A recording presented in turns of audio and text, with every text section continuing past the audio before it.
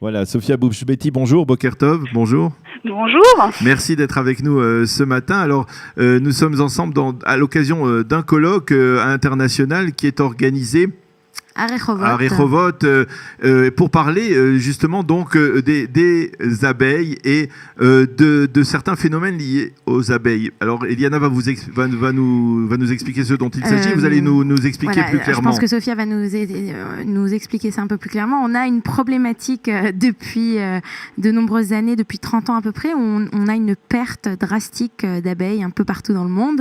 Et Sophia, si j'ai bien compris, c'est un des domaines que vous étudiez, n'est-ce pas ? Oui. Alors, dites-en nous plus. Pourquoi est-ce qu'on voit autant d'abeilles, des colonies entières qui meurent et pourquoi est-ce qu'on a des régions dans le monde où aujourd'hui il n'y a plus d'abeilles ? Alors, ce qu'il faut savoir, c'est que ce déclin des abeilles que vous avez décrit est multifactoriel. Aujourd'hui, tous les scientifiques du monde entier s'accordent pour le dire. Mais on peut affirmer aujourd'hui qu'il y a deux principales causes qui peuvent expliquer ce déclin. Et ces deux principales causes, on les étudie ici au Centre de recherche des abeilles Benjamin Triwax. Alors, la première, c'est l'acarien Varroa destructor qui parasite les abeilles. Oui. C'est un acarien qui parasite les abeilles, c'est-à-dire qui se nourrit de l'hémolymphe, du sang des abeilles, des adultes, mais aussi des larves. Et aussi, comme les moustiques, il transmet de nombreux virus. Mais est-ce que c'est un acarien qui s'est plus développé ces dernières années ou c'est quelque chose qui a toujours existé et, est-ce qu'il a plus, plus de pouvoir qu'avant, on va dire ça comme ça ? Oui. L'espèce Varroa destructor, il y avait eu vraiment un boom sur cette espèce ces dernières années. C'est à cause de l'utilisation d'engrais ou de choses comme ça ? On ne sait pas trop, c'est pourquoi on l'étudie. D'accord. Alors, moi, je voudrais vous demander, les Israéliens ont une expertise en la matière ? Oui, au labo, on étudie cet acarien et on est à la pointe de la recherche. Oui, c'est vrai qu'on est très bon là-dessus. Vous m'aviez dit au téléphone hors antenne quand on a préparé l'émission qu'il y avait une autre raison pour laquelle, vous avez parlé de la première raison de l'acarien, la seconde raison c'est la malnutrition. La malnutrition, voilà. Eux aussi, il y a de l'obésité chez les abeilles, c'est ça la malnutrition chez eux ? Non, il n'y a pas d'obésité chez les abeilles. Moi, j'étudie justement la nutrition chez les abeilles. Ce qu'il faut savoir, c'est qu'en plus de cette perte sans précédent des populations d'abeilles, on traverse aussi une crise d'extinction massive. Et donc, on a une perte de biodiversité globale et qui inclut aussi une biodiversité végétale. Et les abeilles se nourrissent de plantes, donc c'est un problème pour elles. Elles n'ont pas assez de plantes pour se nourrir. Ensuite, la deuxième chose, c'est que notre agriculture moderne fait qu'aujourd'hui, on a de plus en plus de monoculture partout dans le monde. Mm-hmm. Par exemple, aux États-Unis, c'est le pays où il y a le phénomène de disparition des abeilles est le plus important, et c'est le pays aussi où il y a le plus de monoculture, qui s'étend sur des hectares et des hectares de terrain. Donc les abeilles, elles n'ont qu'une espèce de plante pour se nourrir. Et de la même manière que chez les humains, par exemple, si nous on mange, je sais pas moi, du maïs tous les jours, matin, midi et soir, et ben très vite, on va développer des carences alimentaires, des carences nutritives, on va tomber malade, et si on s'acharne à manger que du maïs matin, midi et soir, et bien on va en mourir. Et bien c'est exactement la même chose chez les abeilles. Alors, si j'ai bien compris, le colloque qui va se tenir, c'est à Rehovot ou c'est... Oui, c'est à Rehovot. Il est en l'honneur aussi d'un professeur, Jane Robinson, qui est un expert mondial dans ce domaine et qui a une relation particulière avec l'État d'Israël. Oui, très particulière. Donc, Jane Robinson, il a consacré sa carrière à étudier la génétique chez les abeilles. Il a participé et même mené le séquençage du génome des abeilles en 2006.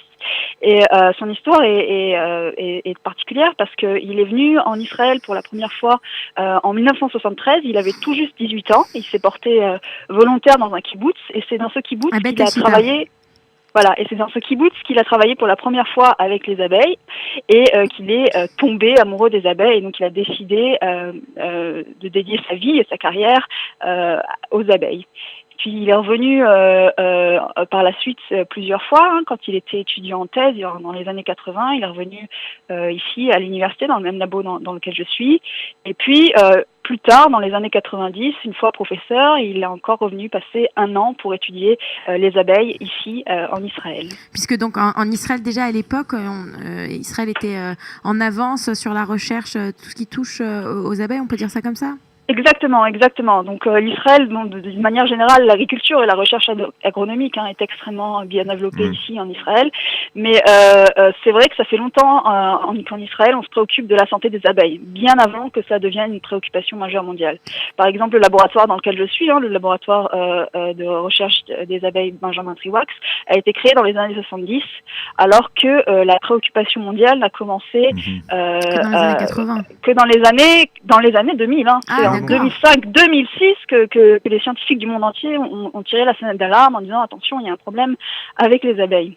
Alors, je vais vous poser une dernière question. Est-ce que vous avez des relations avec... il y a un kibbutz dans le nord d'Israël qui a une société qui s'appelle BioBee, donc bio-abeille en anglais, et qui fait en fait qui développe en fait par des moyens naturels. Au lieu d'utiliser des engrais, on va utiliser des moyens naturels. Au lieu d'utiliser des pesticides, on va utiliser non pas des abeilles, on va utiliser des hiboux. On va réutiliser la nature comme elle était utilisée avant, afin d'empêcher l'utilisation de produits toxiques dans la nature. Est-ce que vous avez des relations avec eux, puisqu'ils ont fait tout un développement autour, si je me trompe pas, ils ont créé des genres d'abeilles un peu plus costauds qui permettent en fait de permettre à une meilleure ces grosses abeilles en fait épandent plus de pollen autour d'elles quand elles rentrent dans des fleurs que d'autres. Est-ce que vous voyez de quoi je parle ou pas du tout ? Oui, bien sûr. Alors moi personnellement non, mais